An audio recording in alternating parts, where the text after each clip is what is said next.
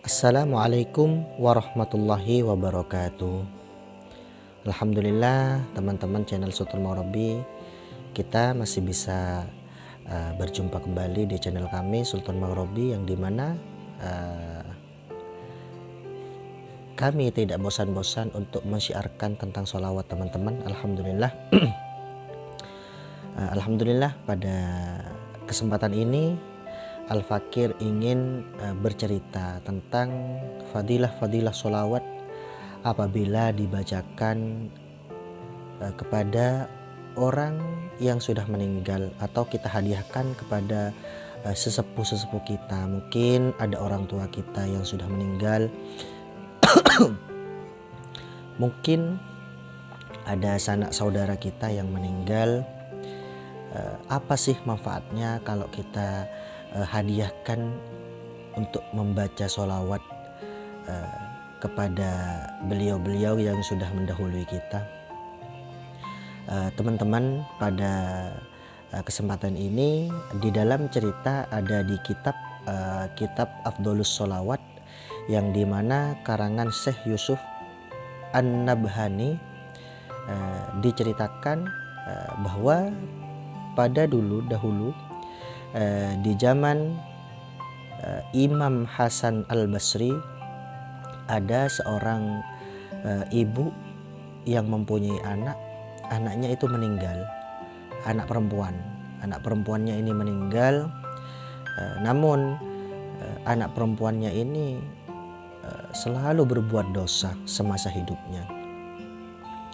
Nah, pada kesempatan ini si ibu ini bertanya kepada Imam Hasan Al-Basri, "Wahai Imam, apakah bisa saya melihat keadaan anak saya yang ada di alam barzah?" Tentu saja wahai ibu, bisa.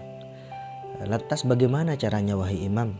Nah, ini bisa bisa kita contoh ya. Mungkin kita ingin bermimpi mungkin kita rindu akan kepada orang tua kita yang sudah meninggal. Mungkin ada sanak saudara atau teman kita atau sahabat kita. Ini bisa dicontoh teman-teman. Sama Imam Al-Basri, Imam Hasan Al-Basri ini diberikan cara untuk bermimpi.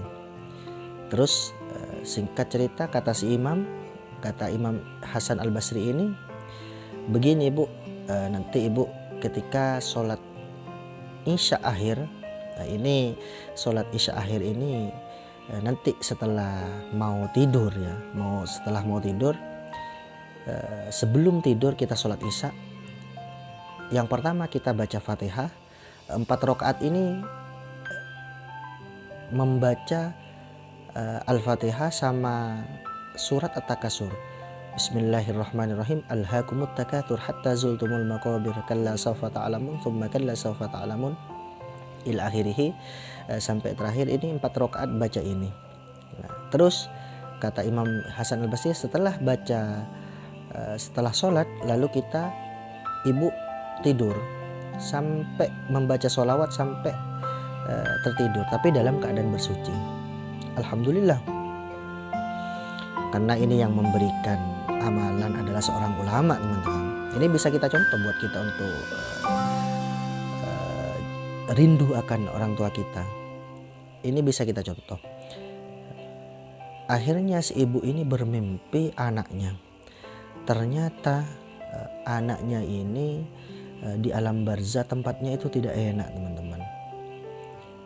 Terus setelah ibunya tahu kalau anaknya itu tempatnya tidak enak, lalu si ibu ini pergi lagi ke Imam Hasan Al-Basri, bercerita tentang apa yang sudah dialami mimpinya. Nah, terus sama Imam Hasan, ibu ini disuruh bersedekah atas nama anaknya. "Oh, baiklah Imam." Nah, pulang si ibu lalu bersedekah untuk anak perempuannya ini. Ini teman-teman, kalau orang yang sudah meninggal lalu kita sodakohkan atas nama yang meninggal ini sungguh sangat luar biasa. Ini bahagianya orang yang sudah meninggal ini. Makanya kalau kita mempunyai saudara atau mempunyai keluarga, orang tua kita sedekahkan. Ini manfaatnya sangat luar biasa.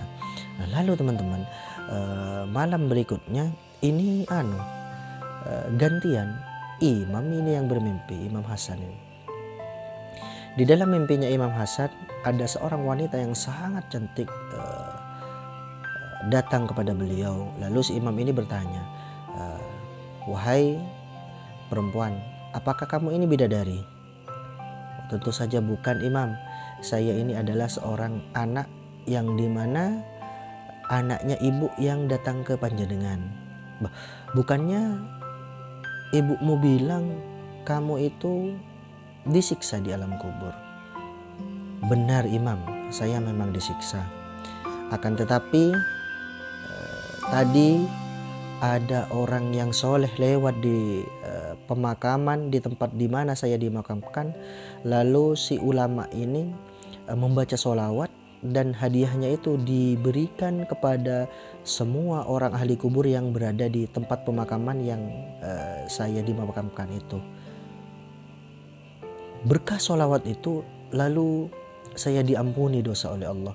Hadiah sholawat, satu sholawat itu berharga buat saya, Imam."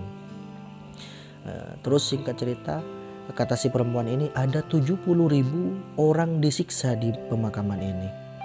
Namun Allah ampunkan dosanya berkah sholawat.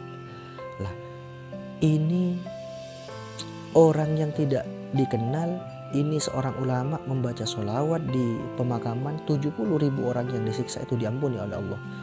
Sungguh sangat luar biasa. Bukan hanya tentang rezeki, teman-teman. Ternyata kalau kita ziarah kubur, jangan lupa kita bersolawat. Hadiahkan kepada orang tua kita yang sudah berada di alam di pemakaman itu, dan juga sambian itu jangan lupa membaca sholawat untuk seluruh orang yang berada di pemakaman itu. Ini sungguh sangat luar biasa kedahsyatan sholawat, teman-teman. Jadi kita jangan sampai lepas dari sholawat, karena sholawat ini kalau orang membaca misal Al-Quran, kalau tidak ada niat, kalau ada riya di dalam hati, itu tidak dapat pahala. Namun sebaliknya, kalau kita bersolawat meskipun kita mempunyai hati riya, maka itu tetap sama Allah ada ganjarannya.